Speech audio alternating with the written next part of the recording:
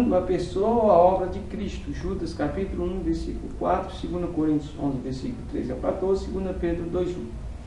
Aqui é importante não confundirmos a apostasia com o pecado acidental. Neste, o crente ainda pode alcançar graça e misericórdia de Deus, confessando e deixando. Provérbios 28, 13.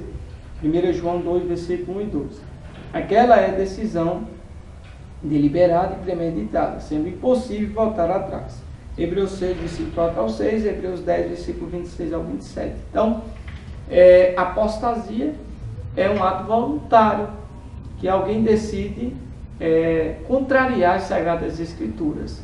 E a Bíblia nos diz aqui em Hebreus, no capítulo 10, versículo 26, 27, o apóstolo, escritor aqui da carta aos Hebreus, ele diz: porque se pecarmos voluntariamente, depois de termos recebido o conhecimento da verdade, já não resta mais sacrifício pelos pecados, mas uma certa expectação horrível de juízo e ardor de fogo que há de devorar os adversários.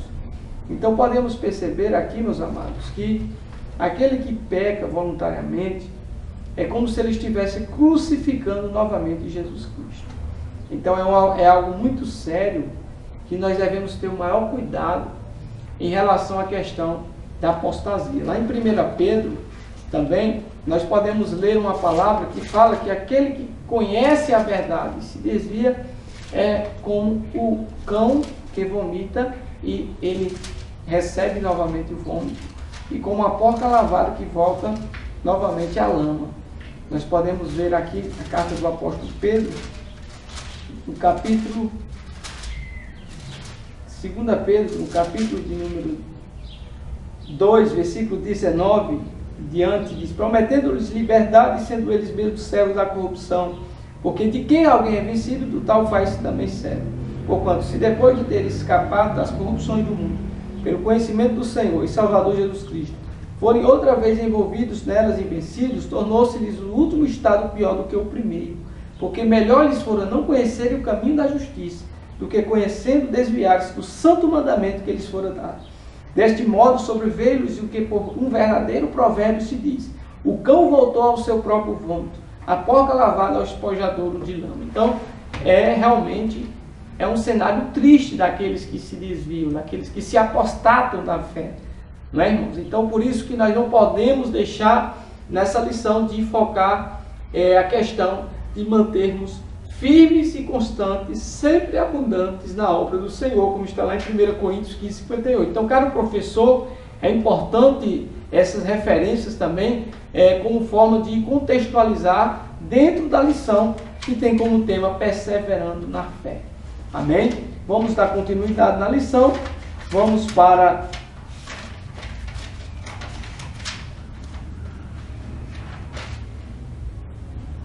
subtópico de número 2, a prática da apostasia. O inimigo de nossas vidas, juntamente com as hostes espirituais da maldade, desejam pelejar contra nós. Efésios 6:12.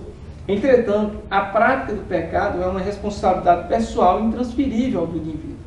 Ezequiel 18, versículo 4 ao 20, Romanos 6, 23. Nesse sentido, a apostasia sempre será praticada de maneira consciente, deliberada e voluntária. Veja alguns exemplos de apostasia nas Escrituras.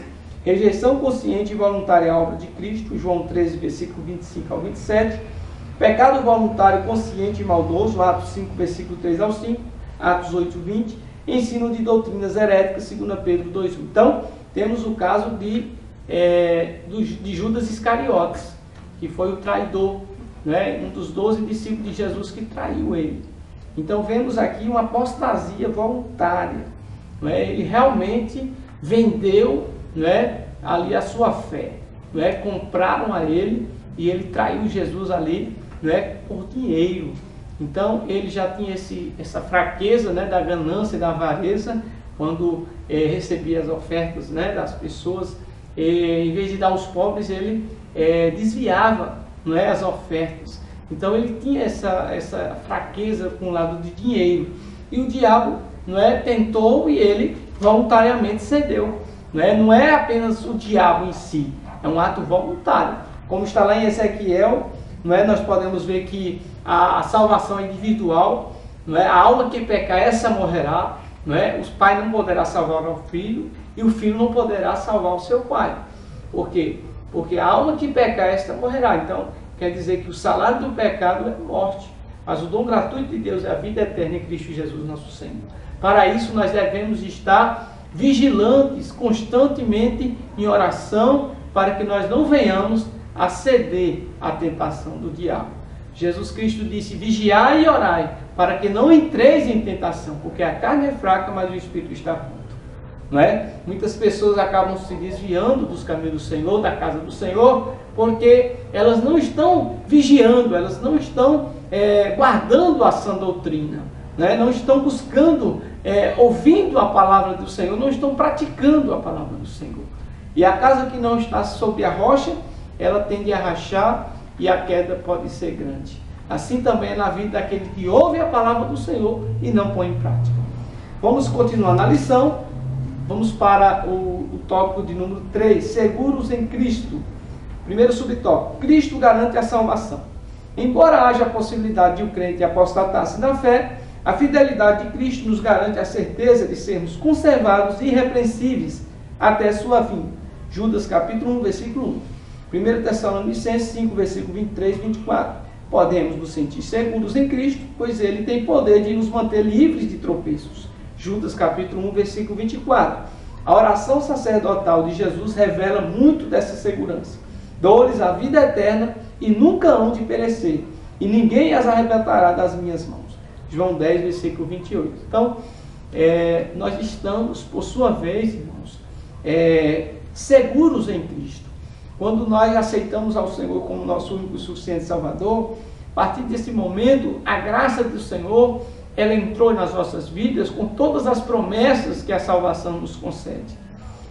Nós somos seguros em Cristo. Agora nós estamos guardados pelo Senhor. A Bíblia nos diz lá no livro de Salmos, no capítulo de número, vamos ver aqui, Salmos de número 34, Salmos de número 34, versículo de número 7, da palavra do Senhor. O salmista diz assim: o anjo do Senhor acampa-se ao redor dos que o temem e os livra. Então somos guardados pelo Senhor, não é? Deus nos dá livramentos.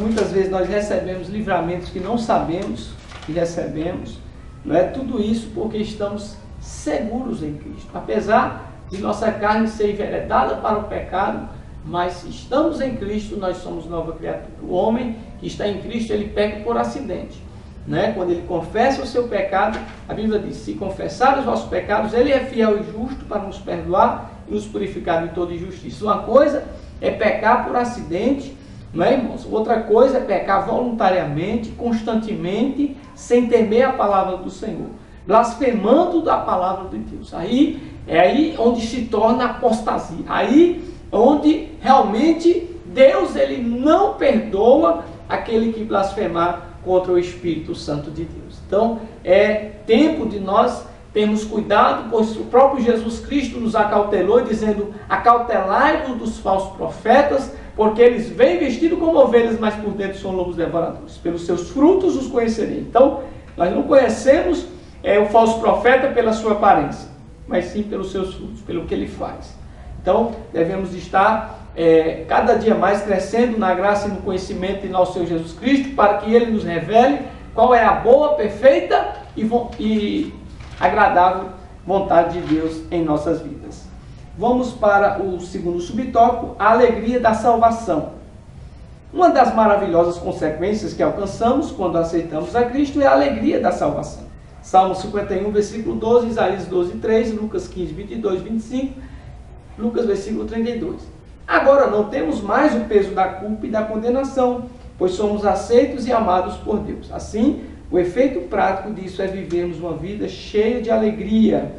Então Jesus Cristo disse aos seus discípulos: não vos alegreis, né? Porque vocês sujeitam os espíritos malignos, né?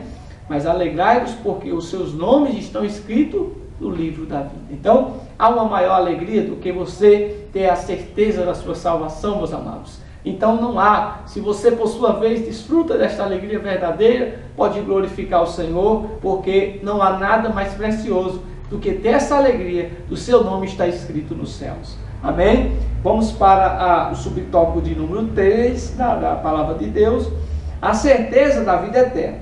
O nosso fundamento na certeza da vida eterna não está firmado no mérito próprio, mas única e exclusivamente no mérito da obra salvífica de Cristo Jesus. Hebreus 9, versículo 27 e 28. Embora tenhamos o livre-arbítrio para tomar decisões, o Espírito Santo age para nos converter do caminho errado. João 16, versículo 8. Ainda que falhemos em alguma coisa, nosso Senhor nos prende por meio dos laços de amor, trazendo-nos de volta ao aprisco. Lucas 15, versículo 7. 1 João 5, versículo de número 13. Então, a certeza da vida eterna é algo que nós, em Cristo Jesus, nós a ganhamos naturalmente, quando a partir do momento que se tornamos filhos de Deus pela adoção. Então, nós devemos perseverar na fé para que nossos nomes permaneçam escritos no livro da vida. Porque nós já falamos no início da lição que uma pessoa, ela deve perseverar até o fim, até a morte. Porque se ela vacilar, ela pode perder a sua salvação, pode perder a coroa da vida eterna. Ainda que o desejo de Deus para com todos seja que todos se salvem e venham ao conhecimento da verdade, mas aquele que pecar, toda alma que pecar morrerá. A Bíblia diz que o salário do pecado é a morte, Romanos 6, 23. Então, basta nos estarmos vigilantes, perseverando sempre na fé e guardando a sã doutrina de nosso Senhor Jesus Cristo. Vamos para a conclusão. O perigo da apostasia é uma realidade, mas a certeza da vida eterna é uma dádiva tão gloriosa que suplanta esse perigo.